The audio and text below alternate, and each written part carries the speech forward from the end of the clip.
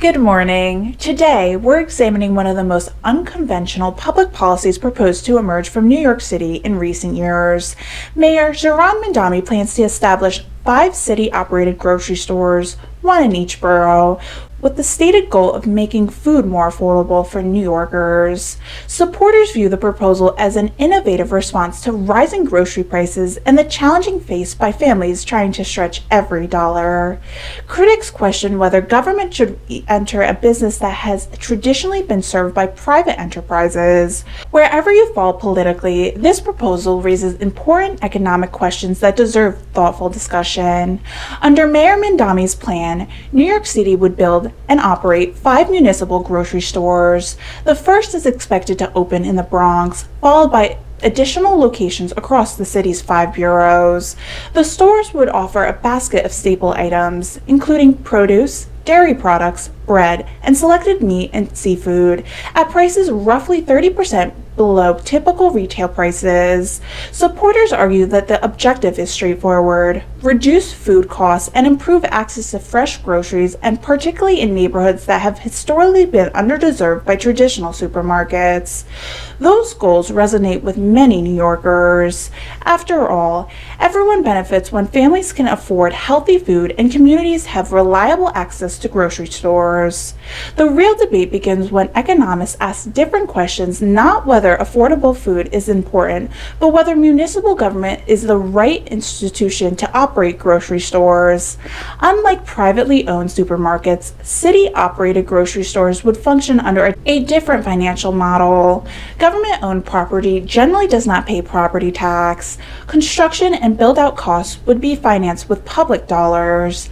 If the store loses money, taxpayers, not private investors, would ultimately absorb those losses. That distinction is significant. One reality often overlooked is the discussion about grocery stores are not exceptionally profitable businesses. Unlike technology companies or luxury retailers, supermarkets typically operate on extremely thin profit margins, often in the range of 1 to 3% after expenses. Every item sitting on the grocery shelf represents a long chain of costs before it even reaches customer shopping carts. Stores purchase inventory from wholesalers. Products are transported through distribution networks. Employees unload trucks, stock shelves, prepare fresh food, assist customers, clean facilities, and operate checkout lines. Fresh produce, dairy products, meat, and seafood spoil if they aren't sold on time. Refrigeration systems consume electricity around the clock. Insurance costs continue to rise. Utilities, maintenance, payroll, security, licensing fees, and regulatory compliances all add to the cost of operating a supermarket. Then there is the rent or mortgage payment, along with property tax, equipment replacement, software systems, and countless other expenses that most shoppers never see. For many grocery operators, success depends carefully manage every dollar. Supporters of the city's proposal argue that municipal ownership changes the equation. Because the city can finance construction, utilize public property, and eliminate certain costs faced by private businesses, supporters believe those savings can be passed directly to customers through lower prices. Critics respond with a different question. Are lower prices being achieved through greater efficiency or because taxpayers are subsidizing the operation? If taxpayers finance construction, absorb operating losses, or support below market pricing, some economists argue that part of the grocery bill has simply been shifted from the checkout lanes to the public budget. That leads to another important question. Should government compete directly with private businesses in markets traditionally served by private enterprises? Reasonable people will disagree. Supporters point to neighborhoods commonly referred to as food deserts, areas where residents have limited access to affordable fresh groceries. They argue that if private investor has failed to adequately serve certain communities, government has a legitimate role in helping fill the gap. Critics acknowledge the problem of food access, but question whether operating food stores is the best solution.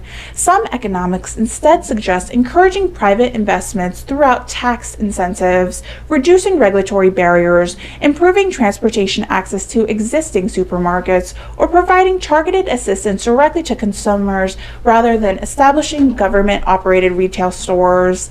History also provides a useful perspective. Several American communities have experimented with publicly owned grocery stores. In Baldwin, Florida, municipal officials opened a government-owned grocery store after the town's only supermarket closed, leaving residents without nearby access to groceries. A similar effort took place in Erie, Kansas. Both communities were responded to general need, but both projects ultimately closed after experiencing financial difficulties. Other municipalities, including Chicago and Kansas City, had studies or discussed similar concepts while exploring ways to improve food access. These examples do not necessarily predict what will happen in New York City. New York operates on a much larger scale, with a significant larger consumer base and substantially greater financial resource. Nevertheless, those earlier experiences illustrate an important reality. Operating a grocery store is considerably more complicated than simply stocking shelves and lowering prices. It requires expertise in inventory management, logistics, food safety, supply chain coordination, labor management, price strategy, refrigeration, loss prevention, and responding to consistently changing consumer demand. Another important consideration involves neighborhood businesses. New York City supermarkets and bodegas are more than retail establishments.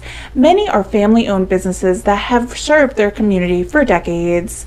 They employ local residents, provide neighborhood convenience, and often remain open long hours to meet needs of their customers. If publicly supported grocery stores attract customers primarily because government funding reduces operating costs, nearby private businesses could face additional competitive pressures. Whether that ultimately results in lower prices across marketplaces, improved customer choices, or financial hardship for existing business remains one of the key questions economists will be watching as the program develops. The proposal has also prompted discussion about New York City's broader fiscal outlook. Critics have questioned whether long-term fiscal obligations, including borrowing and deferred costs, could place additional pressure on future budgets. Supporters counter that the government routinely finances major public investments and argue that improving food access deserves similar consideration. Reasonable observers can disagree over whether grocery stores fit within the framework.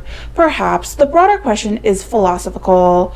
What responsibilities should the government assume? Throughout American history, government has built roads, maintained parks, funded public schools, operated libraries, and invested in public transportation because those services have traditionally been viewed as public goods. Grocery stores occupy a different place in the economy.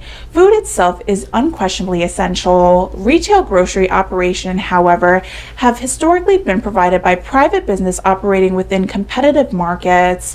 Whether municipal grocery stores represent an appropriate extension of public service or an unnecessary expansion of government into private commerce, it precisely the debate now taking place.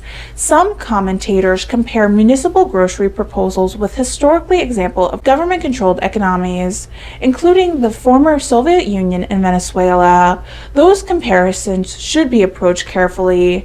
New York City proposal is a limited municipal pilot and is not equivalent to comprehensive government control over food production or nationwide retail distribution. At the same time, critics argue that the expanding government participation in traditionally private market raises important questions about competition, incentives, and long-term roles of public institutions. Those questions deserve serious discussion rather than slogans. Ultimately, the success or failure of New York City's experiment will be measured not by the intention, but by the result. Do the stores improve access to affordable, nutrition food? Do they remain fiscally sustained? How much ongoing public support is required? What effects do they have to existing supermarkets or neighborhood bodegas? Do they improve affordability without creating unintended economic consequences? Those answers cannot be known today. Public policy often involves testing new ideas, measuring outcomes, and adjusting course based on evidence.